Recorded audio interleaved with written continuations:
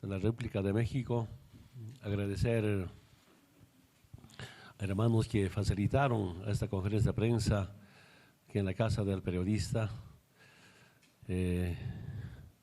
Esperamos no ser una molestia permanente para los hermanos periodistas, pero tengo la obligación de informar lo que pasa en mi país. Como ustedes saben, al día siguiente a las elecciones nacionales del 20 de octubre empezó la violencia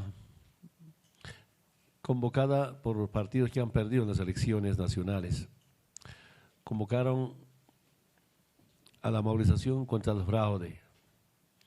Yo nuevamente quiero ratificar, no somos de la cultura del engaño, de la mentira, de tergiversaciones. Yo vengo de las familias muy humildes y en la familia me enseñaron no robar, no mentir, ni ser flojo.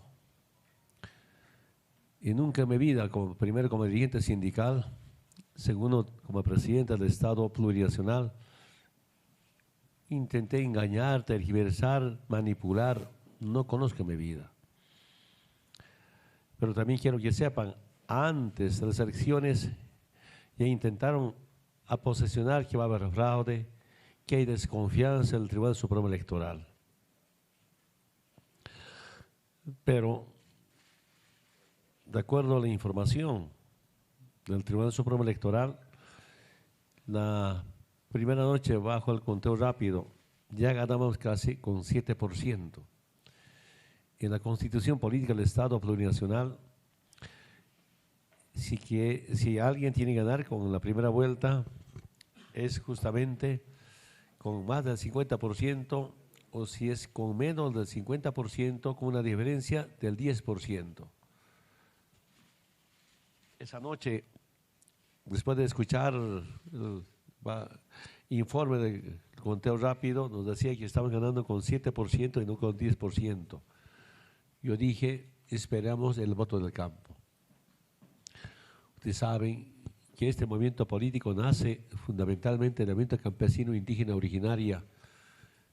Durante la historia, si repasaríamos la memoria, el sector más discriminado, el sector más humillado durante la colonia, inclusive amenazado al exterminio, durante la República nunca se tomó en cuenta a este sector importante que somos mayoría, quechos, aymaras, guaraníes, chiquitanos, yuracarés, son 33 nacionalidades. No somos etnias, somos nacionalidades. No son dialectos nuestros idiomas, son idiomas. Y estamos en este movimiento político y ahora se desconoce que se rechaza al voto del movimiento indígena. Saben, en una comunidad ganamos con 97%. Y mi región, de donde vengo, promedio 95%. En las áreas rurales es el voto. Eso se desconoce. Yo dije en la primera conferencia, el domingo 20 de octubre, esperamos el voto del movimiento campesino indígena originario. Empieza la violencia. El día 21, 2 tribunales electorales quemados por partidos que han perdido las elecciones. En la madrugada del 22, otro tribunal electoral departamental quemado, ánforas quemadas, actas de escrutinio. Empieza el paro de un sector importante en la ciudad de Santa Cruz, con mucho racismo. Llegaron al fascismo, después al golpismo. Agresiones a tantas familias. Seguramente ustedes escucharon, hermanas indígenas que llevan su vestimenta originaria, la pollera, pegados en la ciudad de Cochabamba, agredidos físicamente en la ciudad de Santa Cruz. La alcaldesa de Vinto, nuestra alcaldesa del partido, del movimiento al socialismo, le cortaron el cabello, pintaron el cabello, hicieron arrodillar. ¿Y por qué le comento esto? De tantas agresiones que vienen de la derecha boliviana, hasta ahora ni un procesado Hasta ahora ni un detenido. Hasta ahora ni siquiera se ha visto ninguna investigación que yo sepa. Un hermano dirigente Feliciano Vegamonte, exdiputado, exdirigente nacional de la Confederación Sindical Única. Yo soy afiliado a la Confederación Sindical Única de Trabajadores Campesinos de Bolivia, que es la más grande del Pacto de Unidad. Por tanto, afiliado a la Central Obrera Boliviana. No hay ninguna investigación. Quemaron casas de nuestros diputados, de nuestros ministros. Yo pregunto al Ministerio Público, ¿dónde están las investigaciones? ¿Cuántos detenidos? ¿Y sabe por qué, hermano, convoca esta conferencia? En ese caso no hay ninguna investigación ni detención. Sería hablar de tantos. Pero últimamente, de los en 10 días, más de 30 muertos a bala, de policías, de las Fuerzas Armadas, más de 400 heridos a bala, más de 1.500 detenidos injustamente. ¿Qué me informan algunos compañeras y compañeros? Me dicen, las detiene, les entrega arma, dice, ahí está la prueba. Subversión, alzamiento armado. Eso yo viví como dirigente sindical. ¿Cuántas veces? Ahora que veo nuevos dirigentes o nuevas autoridades del gobierno de facto, quienes eran expertos para sembrar pruebas, les informaría, comentaría tantos. Yo soy víctima de eso. Repito nuevamente, desde 1989 hasta el 2005 a mí me procesaron permanentemente de subversión, por subversión, por sedición, alzamiento armado, hasta me procesaron por narcotraficante, me procesaron por asesino, pero nunca probaron. Y ahora, de los 32 muertos a bala, ni una investigación, ni un detenido. ¿Cómo se entiende eso? Sin embargo, hermanos de la prensa, yo ya sé con una notificación azul de Interpol. Finalidad de la notificación azul de Interpol es la localización, obtención de información e identificación de la persona buscada. Ya está buscado en el mundo. Y quiero decirles, hermanas y hermanos, la denuncia contra los que resulten autores es de 10 delitos, entre ellos alzamiento armado, cuando justamente para evitar muertos denunciamos. Hasta el día 10 de noviembre, ni un muerto a bala en gestión de presidente Evo Morales y Álvaro García Linera. Yo sigo convencido, el derecho a la vida está por encima de cualquier derecho, por tratados internacionales. He conversado bastante con el comandante de la Policía Nacional. No puede usarse bala contra el pueblo. A partir del día 11 de noviembre, en 10 días, 32 muertos a bala. Por alzamiento armado, instigación pública a delinquir, asociación delictiva, organización criminal. Dentro del sistema capitalista, los movimientos sociales somos terroristas. Los conocemos. Seguramente porque simbólicamente sigue siendo dirigente de las 6 federaciones del Trópico de Cochabamba. Nos acusan que esa organización es criminal, cuando son compañeras y compañeros que lucharon pacíficamente, no solamente por las reivindicaciones regionales y sectoriales, sino transformaciones profundas. Y es el movimiento campesino indígena originaria, que nos planteamos nuevos modelos económicos, nuevos programas sociales. Repito nuevamente, para el pueblo organizado, que lucha por sus reivindicaciones, que los servicios básicos no pueden ser negocio privado. Cuando llegamos al gobierno estaban totalmente privatizados. Ahora, por constitución, gracias a la refundación de Bolivia, gracias a las movilizaciones, el agua, la luz, teléfono, es un derecho humano fundamental para el pueblo y no un negocio privado. Es nuestra profunda diferencia con la derecha. Para la derecha es negocio privado. Salud, educación, para nuestro proceso de cambio, es un derecho, no servicio. Para la derecha es servicio. Entonces, a esas fuerzas sociales, sean campesinas, indígenas, obreras, maestros, somos una organización criminal de terrorismo, financiamiento al terrorismo. ¿Qué podemos financiar? Mira, hemos soportado y soportado tanta discriminación. Y se me dijeron ustedes, me dijeron, de presidente, años pasados, hemos parido por la burra, hemos parido por la llama. Puedo traerles las próximas conferencias, mostrar cómo me acusaban. Evo era el macaco menor. El macaco menor era Hugo Chávez.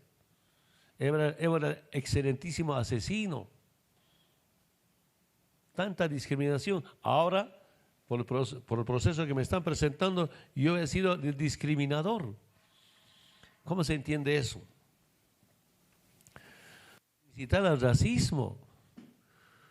Más bien, con la nueva Constitución unimos campo, ciudad, profesionales y no profesionales, oriente, occidente.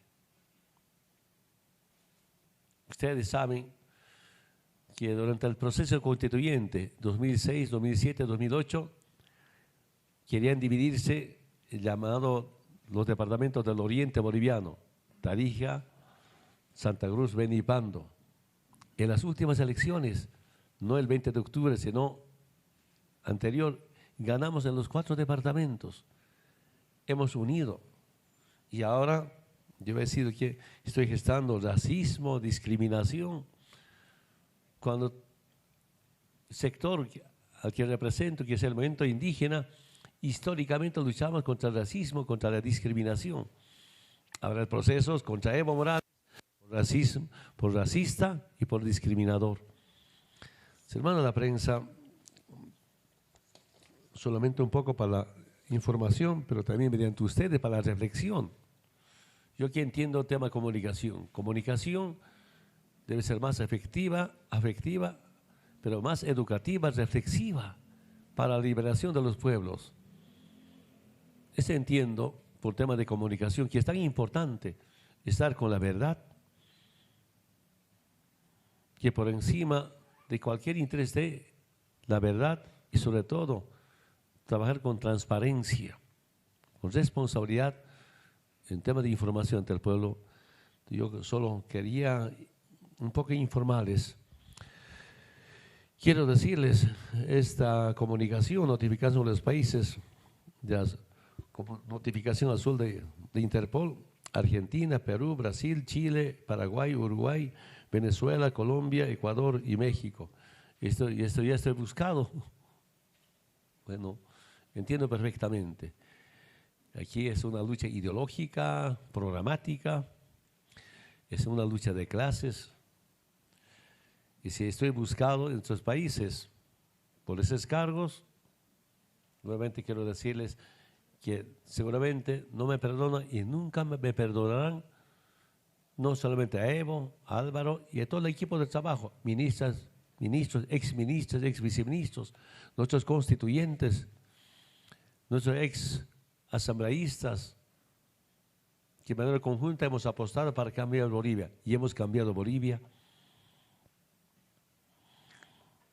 Nuevamente reiterar los datos que ya tenemos, producto de esta revolución democrática y cultural.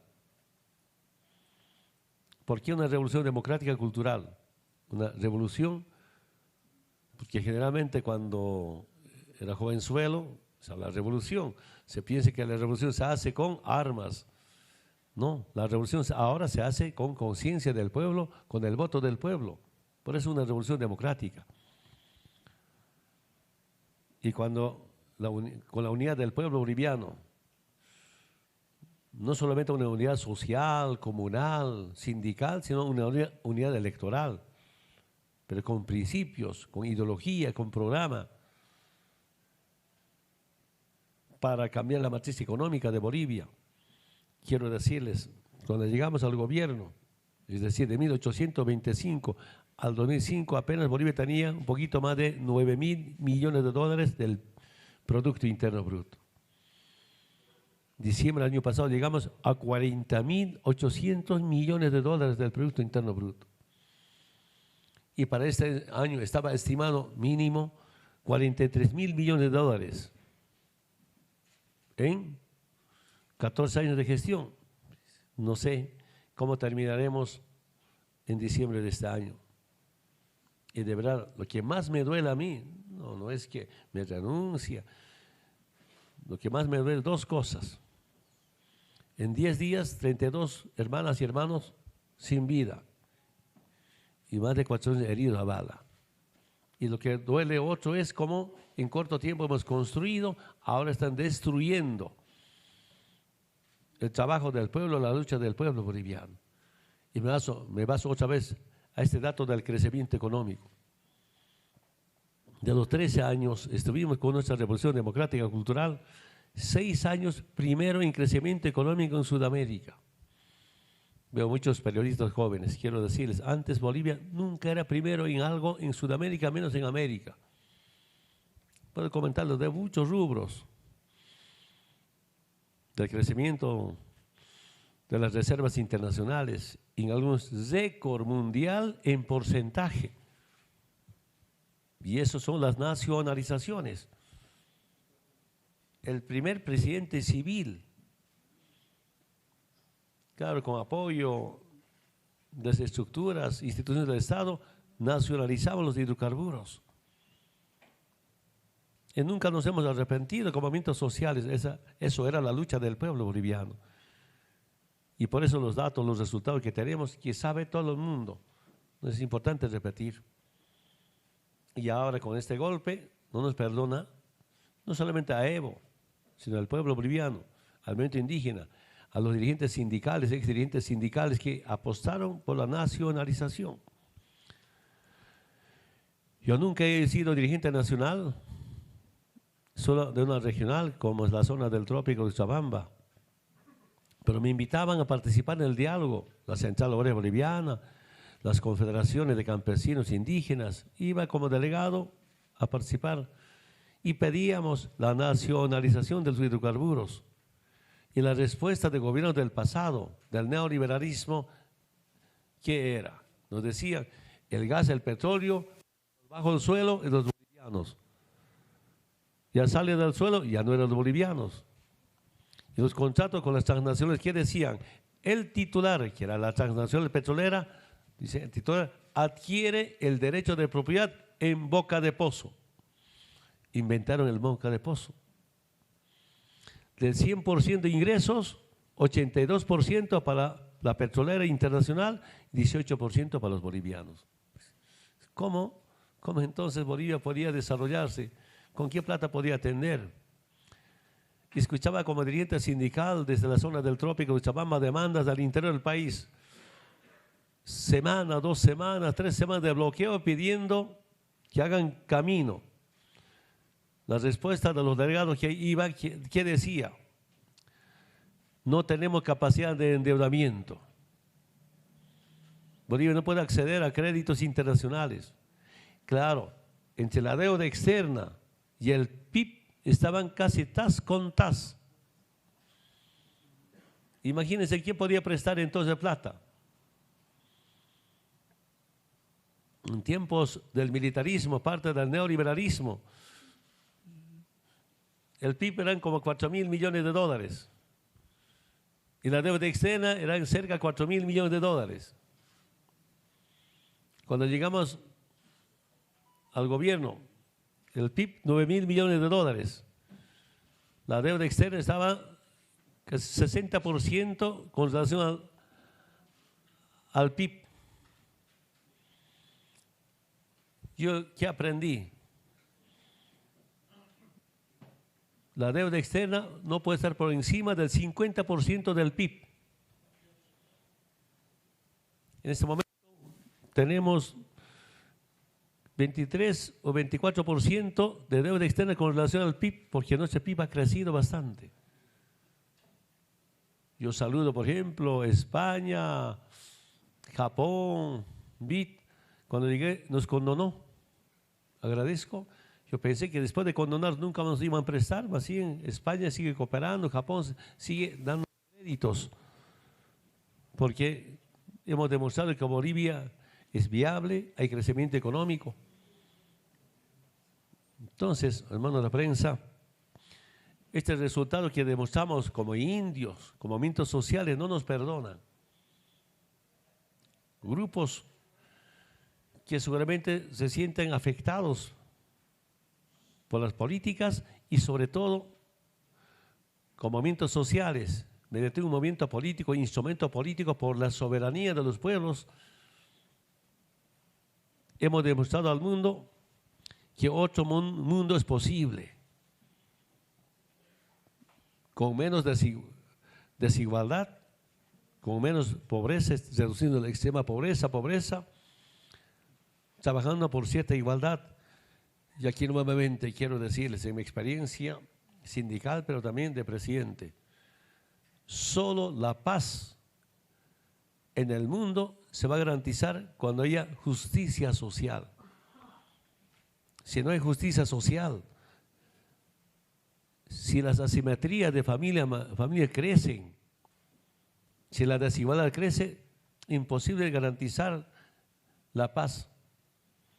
Todos en Naciones Unidas proclamaban la paz, expertos para hablar, hasta presidenta de Estados Unidos, pero con intervenciones militares, con bases militares, con saqueo a sus recursos naturales, no va a haber paz en el mundo. Y nosotros, tal vez con 10 millones de habitantes, está cerca de 11 millones de habitantes, hemos demostrado, como siempre proclamamos, de tantos foros, encuentros internacionales, otro mundo es posible, sin injerencia internacional, sin someternos al Fondo Monetario Internacional, sin someternos al Banco Mundial, sin ningún apoyo ni migaja, ni estamos esperando desde Estados Unidos. Hermanos de la prensa, las juventudes, mediante ustedes. Estados Unidos nunca ayuda. Si algo quiere ayudar, condicionado o a veces robando, saqueando nuestros recursos naturales. Esa es la vivencia. Estados Unidos nos cortaron la cuenta del milenio, no está arrepentido, mejor todavía. Sin embargo, sin cuenta del milenio, porque para acceder a la cuenta del milenio tenés que someterte a las privatizaciones. Y nosotros aceptamos las privatizaciones. Y con las nacionalizaciones estamos mejor. Al margen de la lucha de clases, allí terminó la lucha, privatizadores frente a los nacionalizadores. Nosotros somos los nacionalizadores, los distintos rubros. Eso no significa rechazar la inversión pública, si bien inversión pública o privada. La inversión privada está respetado, todos tenemos propiedad privada. Ahora más bien estamos gestando alianza público-privado, APP, con privados. Si hay inversión internacional, que vengan socios, se sumen al plan que tiene el Estado. Y por eso tenemos socios, así como Repsol de España, Total, otras empresas, pero los que no querían modelo de economía con las nacionalizaciones o ser socios o presten servicio, si no quieren, se va. Así como Transredes. Empresas inglesas eran dueños de todos los ductos. Negociamos, no quieren, nacionalizamos, estamos mejor. Sería largo comentarles. Quiero que sepan, hermanas y hermanos, a nuestro movimiento no nos perdona todo lo que hicimos en corto tiempo. es parte de una lucha política, ideológica, y lo que ahora demuestra la derecha golpista, la derecha que discrimina, que humilla al pueblo, y de tantos problemas, ni un procesado, ni un detenido, pero ya Evo tiene un proceso internacional, ¿no? Entonces yo vengo a denunciar. Por supuesto, queridos hermanos, la semana pasada yo pedí si algunos expertos internacionales nos pueden cooperar, no solamente para Evo, sino todos los ministros, asambleístas, dirigentes que están siendo perseguidos. Saludo expertos internacionales, juristas, a sumarse a esta lucha. A la lucha por la causa, a la lucha por la verdad, a la lucha por la dignidad, a la lucha también por la soberanía de nuestros pueblos. Agradezco, ya tenemos un equipo internacional de juristas para enfrentar esta clase, pero también en Bolivia, un equipo de juristas para defender a todos quienes están siendo procesados. Y eso, campaña continuará y vamos a demostrar si estas acusaciones son totalmente dirigidas, son políticos. Repito nuevamente, estas acusaciones los conozco desde el 89, tantos procesos por sedición, por terrorismo. A mí me expulsaron en el 2002, enero de 2002, por asesino y por narcotraficante, por instrucción de la Embajada de Estados Unidos. En el gabinete de Tuto Quiroga, y dos de sus ministros de Tuto Quiroga me informó personalmente que les he instruido a expulsar del Parlamento como diputado, y dice los exministros de Tuto Quiroga, yo me he opuesto a Evo, no quiero que te expulsen. Uno había dicho, si expulsan a Evo, van a hacer crecer políticamente, no hay que expulsar, pero me expulsaron. Y según un periodista comentó, por diputado que votó mi expulsión, 10.000 bolivianos. Y esa expulsión, la votación era transmisión directa en Canal 7. Y comentaba, el embajador estaba mirando quién vota o no, quién no vota para la expulsión de Evo. El plan era sentenciarme mediante un proceso y que no sea candidato a la presidencia. De expulsión del Congreso, ahora expulsión de Bolivia hacia México. La historia se repite. Y esa batalla ganamos. Yo no conocía quiénes serían miembros del Tribunal Constitucional, pero como siempre hay abogados voluntarios, ellos, me acuerdo, Héctor Arce, prepararon una demanda de inconstitucionalidad a la expulsión de Evo del Congreso y ganamos.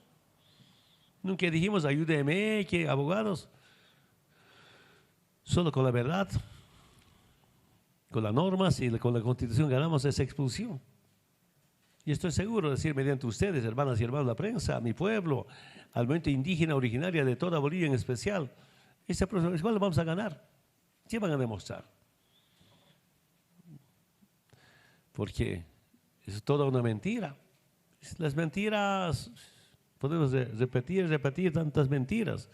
La semana pasada, cuando ya estaba en México, ya dijeron, están llegando militares rusos a Bolivia para proteger a Evo, y Evo ya estaba en Bolivia. Otra mentira que viene del gobierno. Bueno, muchas gracias, no quiero cansarles, muchas gracias, hermanos. Aquí tal vez el moderador va a poder combinar las preguntas correspondientes. Muy bien, vamos a dar inicio a la ronda de preguntas. Vamos a abrir primero un espacio para 4 preguntas. Permítame, cuando les demos la palabra, por favor, decir su nombre y su medio de comunicación.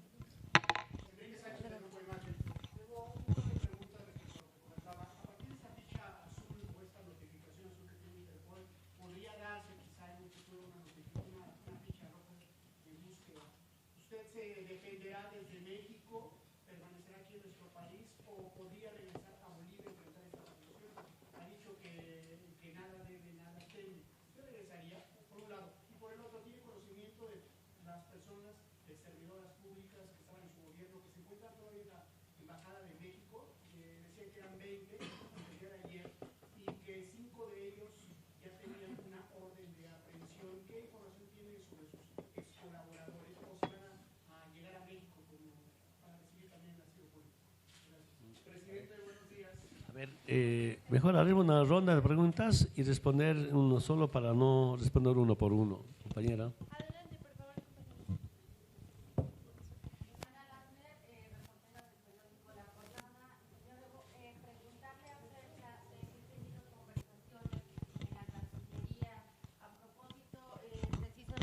De la pues de los señalamientos desde Bolivia que lo han pues denunciado, que ya lo están buscando por terrorismo. ¿Se ha tenido alguna comunicación con la Cancillería mexicana para ver cómo se va a proceder, qué se puede hablar, qué no se puede hablar? Y se habla mucho de que usted estaría yendo a Argentina hacia final de año, si esto es cierto, y de qué manera sigue colaborando con la Embajada de México en Bolivia, puesto precisamente de estas personas que siguen asiladas allá.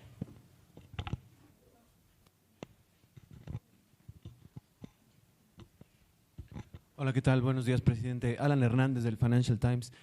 Yo tengo dos preguntas. La primera es, durante su estancia aquí en México, ¿quién lo ha apoyado con la manutención, con los gastos, digamos, en los que ha incurrido, digamos, en su estancia en el país? Si ha sido el gobierno mexicano, si ha sido… También se ha hablado de una propuesta del Partido Morena, el partido en el poder, en el que ellos hablaban de que cada diputado iba a dar 500 pesos para apoyarlo en su manutención en el país. Entonces, digamos, estoy interesado como en conocer el origen de sus fuentes. Sí, mientras ha estado aquí en el país. Sí, exacto, mientras ha estado permaneciendo aquí en el país. Y segundo, sus planes hacia el futuro. Como decía la compañera, se hablaba de que usted probablemente salga hacia Argentina, y bueno, ¿qué nos podría adelantar de lo que va a suceder en el siguiente mes? Gracias.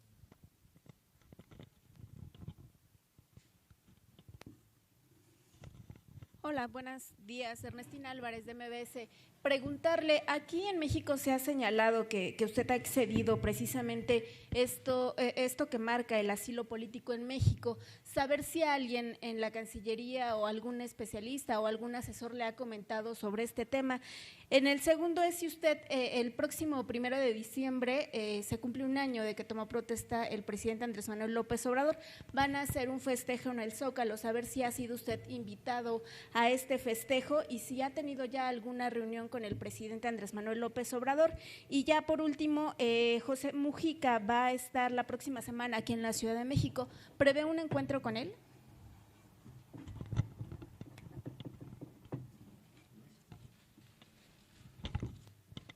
Buenos días, presidente Morales. Eduardo Martínez, corresponsal de Telesur. Gracias por considerarme como presidente. Bueno, en el Congreso no se ha discutido y precisamente de eso quisiera preguntarle, porque en el Congreso no se ha discutido todavía el tema de aceptar o no su renuncia. Tampoco se ha discutido ni se ha dado vista al tema de la ley de garantías que está pendiente. Sin embargo, ya se aprobó el tema de que se vaya a nuevas elecciones y que precisamente ustedes lo han reafirmado desde acá, desde México también, que ni usted ni el vicepresidente García Linera estarían participando en un proceso electoral futuro en Bolivia. ¿Cuál es la apreciación que tiene sobre este panorama? Y sobre todo también saber cómo calificaría usted las acciones por parte de los golpistas que han señalado que ellos ya se están preparando para una campaña. Incluso se habla de que Fernando Camacho pudiera estar en los próximos días en Cochabamba, un lugar en donde el apoyo es precisamente hacia su movimiento, el que usted ha encabezado. Gracias. Buenos días, presidente.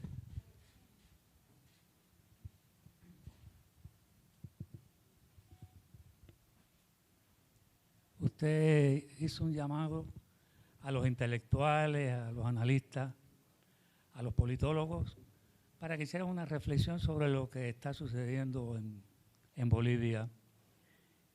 Pero usted, como un adelanto, ha dicho que se trata de un golpe de Estado de nuevo tipo. Si nos pudiera dar algunos elementos de ese concepto que usted tiene, por qué los tiene y qué papel ha jugado la Organización de Estados Americanos en esa nueva modalidad de golpe. Y relacionado con esto, para ayudar también a la reflexión, si en estos días usted ha hecho también alguna reflexión, algún análisis de si el gobierno plurinacional que usted dirigió durante 14 años tuvo algunas fallas que permitieran que se creara este nuevo tipo o esta modalidad de golpe de Estado. Muchas gracias.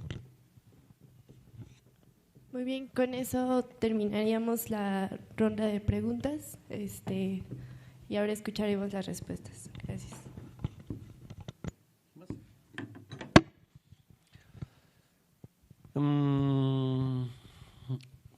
Yo saludo a México, al gobierno. Ahora me informo que tiene una historia, una trayectoria importante en temas de asilos políticos, de refugios. Y como asilado político, tengo recomendación que no puedo comentar temas internos políticos de México. Quiero pedirles y me limito a ese esfuerzo que hace México en tener a mis ministras, ministros en la embajada en Bolivia, La Paz. Y bueno, saludo, estamos muy agradecidos. Lamento mucho que algunos ya están con mandamiento de apremio, todos por sedición, por terrorismo. Repito, en forma de interpretación, término, proceso por terrorismo, por sedición, es una acción netamente política. No me están a mí procesando por corrupto, y me alegra eso. No soy corrupto, no soy ningún delincuente. Y si quieren hacer lo que demuestren, me procesarán como siempre me han procesado por sedición, por alzamiento armado. ¿Qué alzamiento armado?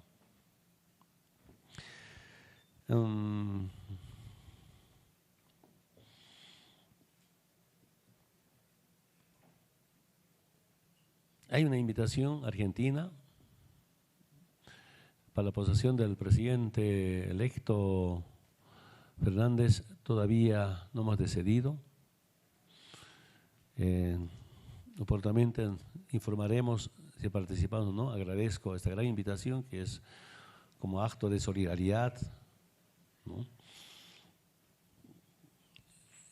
En campo número 1 del ejército estuvimos en Casa Morelos. Me sentí mejor que en Bolivia. Estoy agradecido con los militares, con el gobierno. Vinieron a visitarnos la Cancillería, personal de Cancillería, la ministra de Gobierno, creo que se llama, de Gobernación.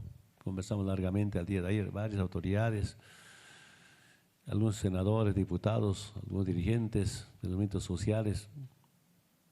De verdad, y la forma que yo vivía en mi casa, me sentí mejor. Desde anoche trasladamos a otro lugar con cooperación.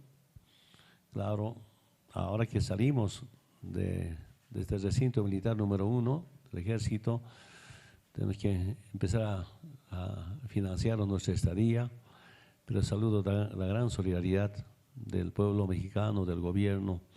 Esas dos semanas exactamente.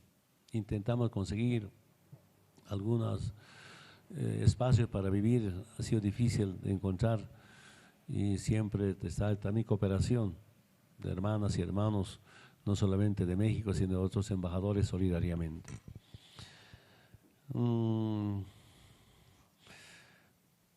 No tenía información, bueno, tengo información de la posesión,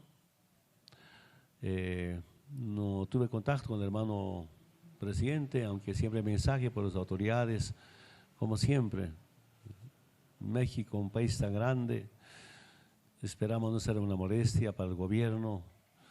Sé cómo ser presidente, a veces tiempo me ha sorprendido que cada mañana conferencia de prensa del presidente de México, me parece lindo, es ser transparente, es mi opinión, ¿no? Recomendaría a otros presidentes, ¿no? En vez de escaparse a la prensa, dar la cara por nuestros medios de comunicación, porque el que no miente, no oculta, no tiene nada que mentir, explicar. ¿Se entendí? Y Sí tengo información que hermano Mojica está por ahí, no tengo ninguna cita, pero hermano Mojica ha sido tan solidario conmigo cuando era dirigente, cuando era presidente. Si está por aquí seguramente va a haber algún contacto, me imagino, pero no tengo ninguna cita hasta ahora. Evidentemente, hermanos de la prensa, la Asamblea no trató todavía mi renuncia, ni rechazó ni aprobó la renuncia del presidente. Y los juristas me dicen, si no aprobó mi renuncia, sigue siendo presidente. Es un tema jurídico. Yo desde el momento que renuncié, siento que ya no soy presidente, aunque soy presidente electo hasta el 2025. Y aquí quiero decirles, si bien hay nuevas elecciones, solamente me preguntaba, ¿por qué tanto miedo a Evo? Además de eso, si hemos renunciado, con esa renuncia nuevamente me habilito para ser candidato a la presidencia. Tenemos jurisprudencia. Se ha dado este caso en Bolivia y en otros países.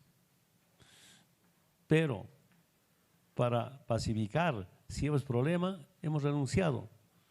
No estoy pidiendo que sea candidato. Todo por la unidad de Bolivia. Todo por la paz de Bolivia.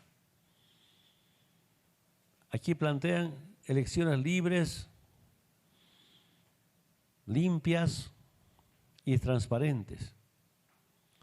Y no puede haber elecciones limpias, libres, transparentes si hay perseguidos políticos, acusados de terrorismo.